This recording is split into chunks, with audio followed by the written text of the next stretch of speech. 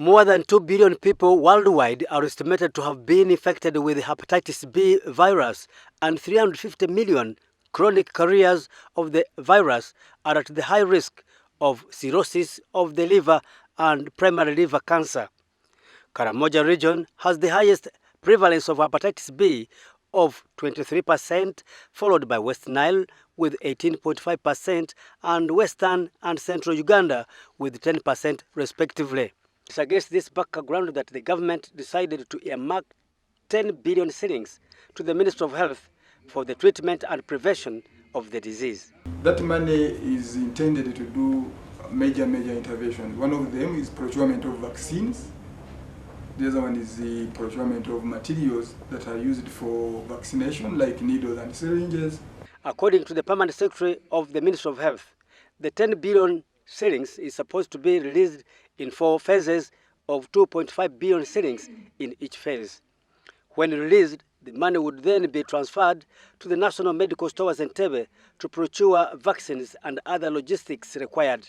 And my role will be to try to finance so that they can front load that money, and then we will transfer it to NMS. We can front load that money to them as well.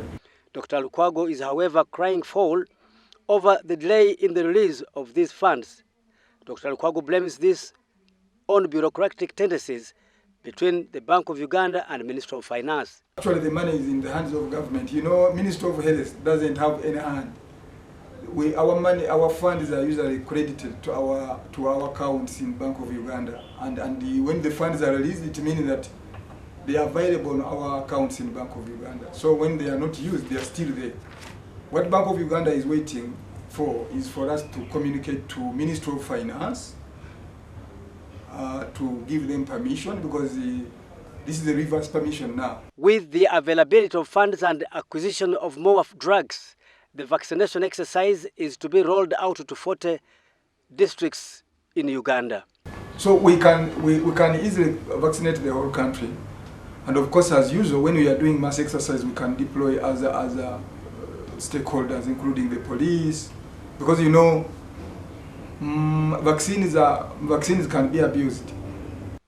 More than 2 billion people worldwide are estimated to be affected with hepatitis B virus, and 350 million chronic carriers of the virus are at high risk of cirrhosis of the liver and primary liver cancer. World Health Report indicate hepatitis B is spread when blood, semen, or other body fluids infected with hepatitis B virus enter the body of a person who is not infected.